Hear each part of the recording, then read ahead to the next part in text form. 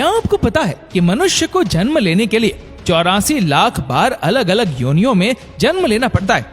आपने तो सुना ही होगा कि मृत्यु के बाद यमदूत इंसान की आत्मा को यमलोक ले जाते हैं, जहाँ पाप और पुण्य को तौला जाता है, कर्मों का हिसाब किया जाता है और सजा सुनाई जाती है। लड़की को परेशान करने पे कौन सी सजा, किसी की संपत्ति हड़पने वाले को कौन सी सजा दी जाती है और किस गुनाह की कौन सी सजा दी जाती है, ये हम आपको आज बताने वाले हैं। लोगों का कहना है कि वेद पुराण को घर पे कभी नहीं रखना चाहिए और ना ही इस किताब को कभी पढ़ना चाहिए। पर ऐसा क्यों? क्योंकि इस किताब को सिर्फ और सिर्फ तब पढ़ा जाता है जब किसी की मृत्यु हो जाती है। मृत्यु एक ऐसा सच जिसे बहुत कम लोग समझ पाए। पुराणों के अनुसार जीवन में अच्छे कर्म करने वाले स्वर्ग में जाते हैं और पाप से भरे जीवन जीने वाले लोग नरक की ओर चले जाते हैं। लेकिन क्या ये सच में ऐसा होता है? क्या आपने कभी ये सोचा है कि मृत्यु के बाद एग्जैक्टली होता क्या है? इस सब के बारे में हम जानते हैं इस एक किताब से, जिसका नाम है गरुड़ पुराण। गरुड़ पुराण 18 महापुराणों में से एक है। गरुड़ पुराण के 2 मेजर पार्ट्स हैं, जिनमें से पहला पार्ट यानी पूर्व खंड में विष्णु जी की भक्ति के बारे में, मेडिटेशन, योग जैसे और भी गहरे ज्ञान के बारे में लिखा गया है। लेकिन गरुड़ पुराण का दूसरा पार्ट उत्तरखंड वो बात करता है राक्षस के बारे में, मृत्यु के बारे में। यमलोक चैप्टर 1। गरुड़ पुराण में विष्णु जी ने ये बताया है कि यमलोक में चित्रगुप्त जी के पास हर इंसान के कर्मों की लिस्ट होती है। उसने कितने पुण्य किए, कितने पाप किए, ये सब कुछ डिटेल में लिखा होता है। चित्रगुप्त की सभा में हर प्राणी के पाप और पुण्य डिस्कस किए जाते हैं और उसके हिसाब से उसकी पनिशमेंट को भी डिसाइड किया जाता है। यमराज की सभा में जाने के लिए 4 दरवाजे होते हैं। जो लोग पुण्य आत्मा होते हैं, मतलब जिनके दिल साफ हो, उन्हें पूर्व यानी कि ईस्ट के दरवाजे से जाने को मिलता है। इस रास्ते में गार्डन से, सुंदर हंस है और ये अमृत से भरा हुआ होता है। पश्चिम यानी कि वेस्ट का रास्ता, जो ज्वेलरी से डेकोरेट किया हुआ है। जो संत है उनको इस रास्ते से जाने को मिलता है। जिन्होंने अपने जीवन में दान किया हो या जिनकी मृत्यु किसी तीर्थ के पास हुई हो, उन्हें उत्तर यानी कि नॉर्थ के रास्ते से यमलोक जाने को मिलता है। इन तीनों दरवाजे को पार करने वाली आत्माओं को किसी भी तरह का भय नहीं होता है। उन्हें हर तरह की सुख सुविधाएं दी जाती है। यमलोक में उनकी मुलाकात धर्मराज से होती है, जो उनके आगे के सफर पर उन्हें ले जाती है। और जिन लोगों ने पाप किए हो, दूसरों को दुख पहुंचाए हो, उन लोगों को दक्षिण के द्वार से उसे यमलोक पहुंचाया जाता है और इस द्वार की दूसरी तरफ उनके बुरे कर्मों का फल उनका इंतजार करता है, क्योंकि वहां उनकी मुलाकात होती है धर्मराज के भयंकर अवतार यमराज से, जो उन्हें उनके पापों की सजा देता है।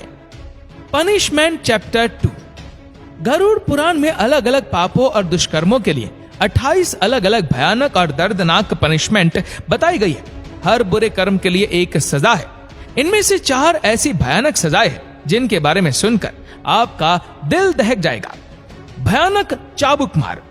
जो लोग दूसरों की संपत्ति चुराते हैं, यम के सेवक उन्हें रस्सी से बांधकर तमीस राम नाम के नरक में भेज देते हैं। उस नरक में उनको चाबुक से लगातार मारा जाता है।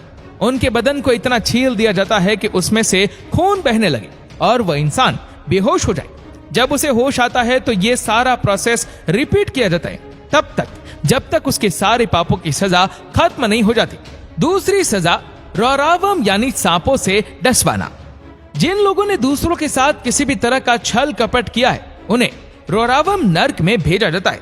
चलते हुए कोयले से भी भरी धरती पर उन्हें फेंक दिया जाता है, जहां वो अपनी जान बचाने के लिए यहाँ वहां भटकते हैं। उनके पैर छीलकर फट जाते हैं, जिसके बाद सैकड़ों जीव जैसे सांप, मच्छर, बिच्छू, कौवे उनके बदन को नोच नोच कर खा लेते हैं। उनका शरीर दोबारा जुड़ता है और पूरी सजा फिर से दोहराई जाती है। नर्क लोक की तीसरी सजा कुंभीपाकम यानी तेल में पकाया जाना। जो लोग दूसरे लोगों को अपने फायदे या मजे के लिए नुकसान पहुंचाते हैं, उन्हें कुंभीपाकम नर्क में भेजा जाता है, जहां एक बड़े से बर्तन में उबलते हुए तेल में उन्हें जलाया जाता है। चौथी भयानक सजा तप्ता मूर्ति यानी जलाया जाना। जो लोग नाजायज रिश्ते बनाते हैं, अननेचुरल सेक्सुअल एक्टिविटीज करते हैं, उन्हें इस नर्क में जलाया जाता है। तपते हुए अंगारों से तहकती हुई जमीन पर उन्हें बांधकर फेंक दिया जाता है, जहां उनका बदन धीरे धीरे आग में पिघल जाता है। मृत्यु चैप्टर 3।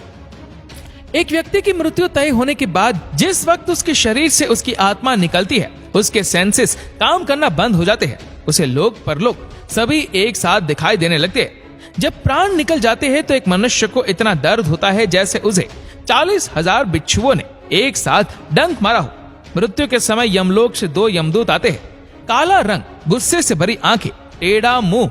उनका रूप इतना डरावना होता है कि मरने वाला जीव डर के कारण अपने शरीर को और कस के पकड़ लेता है। उसकी आत्मा वापस अपने शरीर में घुसना चाहती है, पर यह पॉसिबल नहीं होता। यमदूत ने उस आत्मा को कस कर रस्सियों से जकड़ा होता है। बहुत कोशिश के बाद वो जीव तड़प कर रोने लगता है। वो गिर जाता है और उसकी आत्मा शरीर से निकल जाती है। यमदूत तुरंत उसकी आत्मा को बांध कर ले जाता है और यहीं से शुरू होता है ये यमलोक का सफर, जहाँ पाप और पुण्य को तौला जाता है, कर्मों का हिसाब किया जाता है और सजा सुनाई जाती है। मृत्यु के बाद यमदूत इंसान की आत्मा को यमलोक ले जाते हैं। यमलोक का सफर चैप्टर 4। माना जाता है कि जिस इंसान ने अपनी जिंदगी में अच्छे कर्म किए हो, पुण्य, दान, सेवा की हो, उसके लिए यह सफर बहुत ही ज्यादा आसान और आरामदायक होता है। उसे एक रथ में बिठा कर ले जाया जाता है। लेकिन जिसने अपनी जिंदगी में अच्छे कर्म नहीं किए होते हैं, उनके लिए यह सफर का हर क्षण दर्द और पीड़ा से भरा होता है, क्योंकि यमदूत उस जीव की आत्मा को रस्सी से बांधते हैं और घसीटते हुए ले जाते हैं। उसे कहीं पर भी आराम करने का मौका नहीं मिलता। इस पूरे रास्ते में 16 स्टेशन क्रॉस करने होते हैं। रास्ते में कहीं बर्फीली हवाएं तो कहीं आग की बारिश होती है। कहीं उसे घने जंगल में जानवरों का सामना करना पड़ता है तो कहीं लीच से भरे कीचड़ में गिरना पड़ता है। आत्मा रोने लगती है, लेकिन यमदूत बिल्कुल भी दया नहीं दिखाते। इसके बाद आत्मा को कोड़े मारकर अपने पूरे जीवन में किए हुए सारे पापों को याद कराया जाता है। इस तरह पृथ्वीलोक से यमलोक का सफर बहुत ही ज्यादा पेनफुल होता है, बहुत ही ज्यादा टॉर्चर से भरा होता है। कर्म चैप्टर 5। इन सारी सजाओं के पीछे का कारण होता है कर्मों की सफाई करना, इंसान को उसके पिछले कर्मों से मुक्त करना और उस आत्मा को शुद्ध करना। जिस इंसान ने जितने पाप किए हैं उसे उतनी सजा मिलती है, और जिसने जितने पुण्य किए उसे उतना सुख। लेकिन दोनों का ही पर्पस होता है आत्मा के कर्मों को बैलेंस करना, क्योंकि ऐसा हो जाने के बाद आत्मा अपने सारे बॉडी अटैचमेंट से अलग हो जाती है और उसके पुनर्जन्म का प्रोसेस शुरू हो जाता है।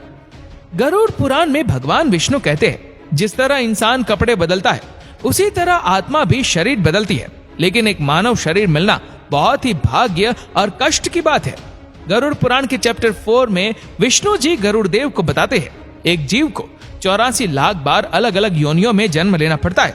उसके बाद मनुष्य योनि में जन्म मिलता है। एक जीव को उसके कर्मों के आधार पर, उसके पाप और पुण्य के आधार पर अगला जीवन मिलता है। वो कभी कोई कीड़ा बनता है, कभी कोई पशु या पक्षी, या फिर कोई पेड़ बन जाता है। ऐसे ही 84 लाख बार अलग अलग रूप में जन्म लेने के बाद जब उसके पाप और पुण्य बराबर हो जाते हैं, तब मनुष्य जीवन की प्राप्ति होती है। गरुड़ पुराण डिटेल में डेथ की बात करती है, पर साथ ही ये हमें कई सारे लाइफ लाइसेंस भी सिखाती है। ये हमें बताती है कि हमें मनुष्य जीवन बहुत मुश्किल से प्राप्त होता है। इस जीवन को किस तरह जीना है, ये चॉइस हम सबकी है।